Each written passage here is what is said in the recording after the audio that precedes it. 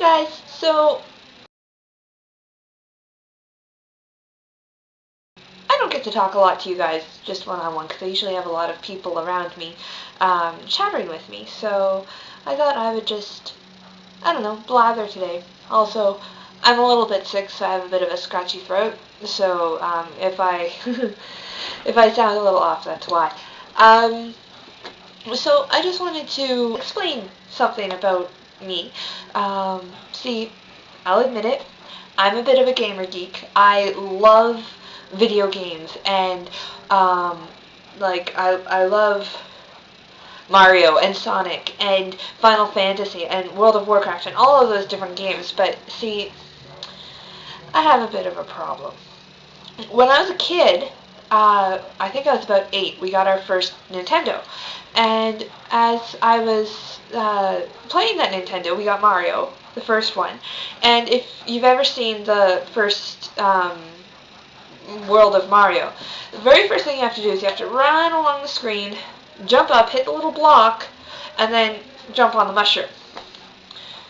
Without fail, every single time I tried to do this, I would run, jump, miss the block, and land directly in front of the mushroom, who would then kill me.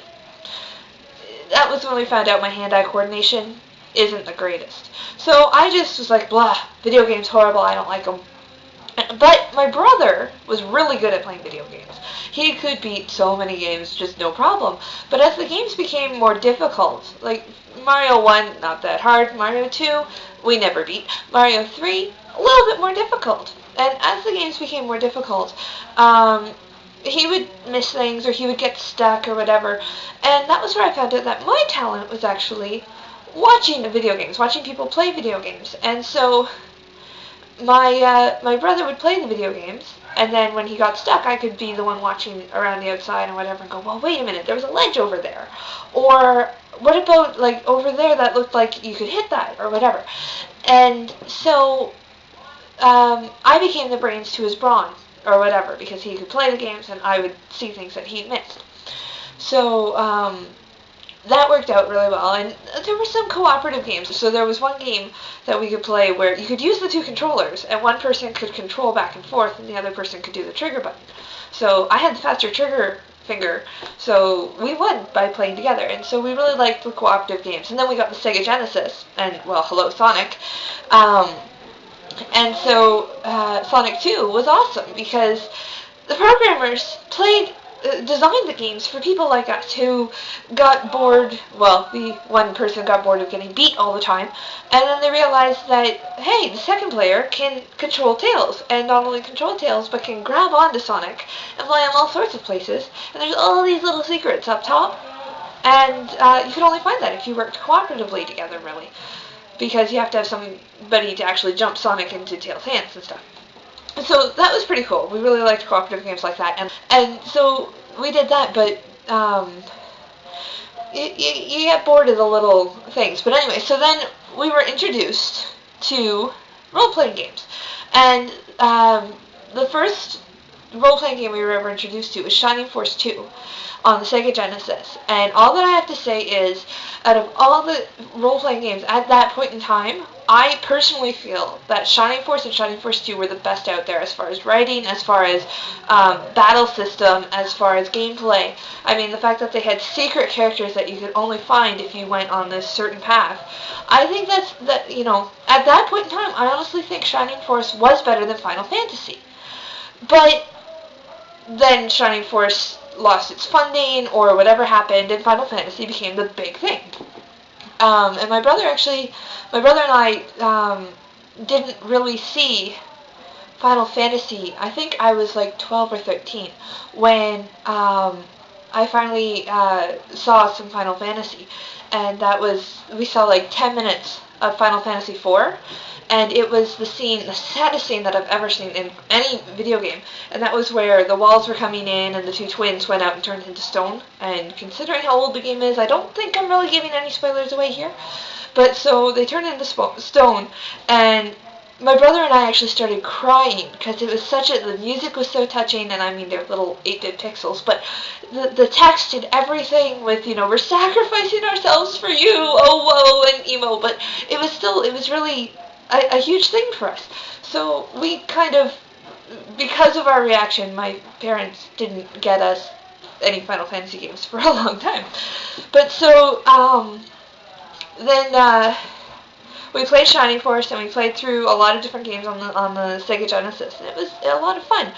But then we went and we finally my brother got a PlayStation 1, or the first PlayStation, or whatever you call it. And he got a couple of games himself, and my mom knew that because it was his PlayStation, all other video game systems that we had been both of ours, but this one was just his. So my mom knew that I needed a way to be able to actually play this video game system. So she gave me, as my personal game, Final Fantasy VII, knowing my brother would really want to play it, and would therefore allow me to play it. So we worked our way through Final Fantasy VII, and it was an amazing game, and we loved it. It was so much fun. And then we got to the point where Aeris died, which again, because this is such a popular game, I don't think I'm giving away any spoilers. So, don't scream at me for that. But so Aeris dies, Sephiroth comes down, kills her, and my brother and my reaction was just like, ah! And at first we were like really upset because Aeris died, and oh my gosh, it won't. And then it took us about 10 minutes to realize that everything we had put on her, all the best healing material, all the best healing staffs, all the money we put into her, was gone. So now we had to go back to the save point before and play through again, taking everything off of Aeris just before she dies. Did that happen to you guys? I talked to a lot of friends, and they both said that yes, they had the same thing happen to them, that, you know, they had to replay that whole scene because they lost everything. So, did that happen to you guys? Seriously. Anyway, so then both my brother and I grew up, and we went to different colleges and whatever. Well, he went to university and moved away, and I stayed home and went to college. And so I no longer had anyone to play the video games for me, but I still love video games. But my friends, luckily, had PlayStation 2s and things like that, so anytime a new video game came out, and I was always in on the biggest news about video games, forums, magazines, everything, I knew it. So I would go out and I would buy a video game, and my friends thought this was the greatest thing. I would buy a video game, take it over to them and go, here, play this for me. I want to see this game, play it for me. And that's how I got to watch Kingdom Hearts, and all sorts of things like that, because there's no way I could play them. I had no skill. So, my husband and I then moved in together. Well, we weren't husband and wife yet. And we got a Wii. And for the very first time in my life, at the age of 27, I beat a video game. All by myself, I think. I don't think I actually needed help. But, sadly to say, it was Paper Mario. So it wasn't like anything really challenging, but this was a big thing for me. For the very first time in my life, I had beaten a video game. But the thing was that we didn't really play video games anymore, so now I wasn't able to watch the video games, or any of the good video games to watch didn't come out on the systems we had. Like Assassin's Creed, which is a video game that I was really interested in seeing. And Fallout New Vegas, and video games like that I really wanted to see played. But we don't have any of the systems they're on. So that was, yeah. But then, that was when I found out YouTube has people playing video games. And I thought, this is a fantastic, amazing, awesome thing. Till I started actually watching them. And most YouTube videos that are showing people playing video games, the commentary is like this. So I'm heading over here, and I kill this guy, and then I go through this door, and then I jump up here, and then I go over there, and I kill this other guy, and I open this box, and yeah, so then you want to, like, hop over here, and then climb up these stairs, and listen to this dialogue. Isn't that funny? Ha ha ha. Like seriously, if you're going to make a video, make it entertaining. Don't, either make it entertaining or don't speak, and let me actually just watch the video game. Because honestly, I want to hear the dialogue. And don't, if you're making a video showing a walkthrough and showing stuff, Like, if you're going to make a video about a video game like Bioshock, where one of the biggest parts of it is the dialogue and the history and all of this and that, so you find a little tape and it's got a recording or a journal or something that you can listen to. This is important information to understand some of the background of the game. Don't pick it up, listen to it, and shut it off right away.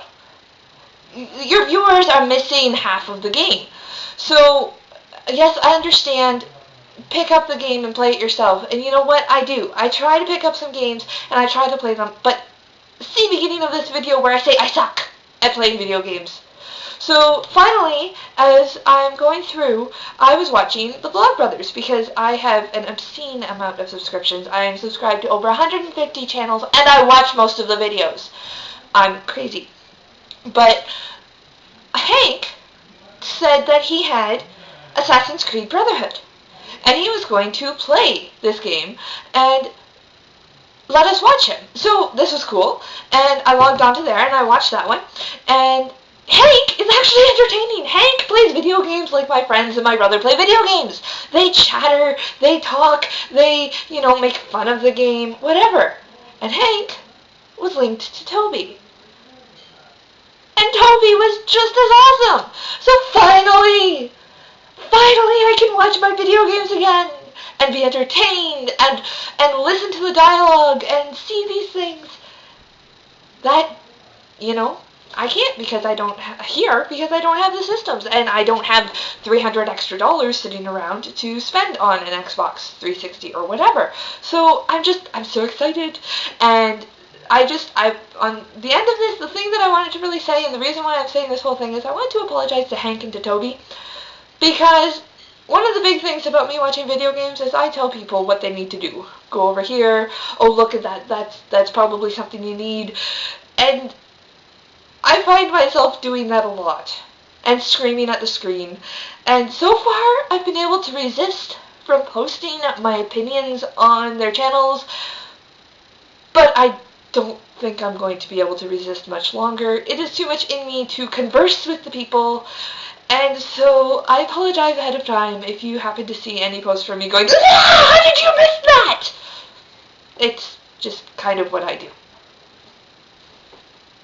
So, thank you guys for playing, and I apologize in advance for anything that I happen to write on your channels, but I really, really appreciate the fact that you're doing it, because I, for one, am not a video game player. I am a video game watcher, and I love it. So, thank you, and I'm sorry. Bye!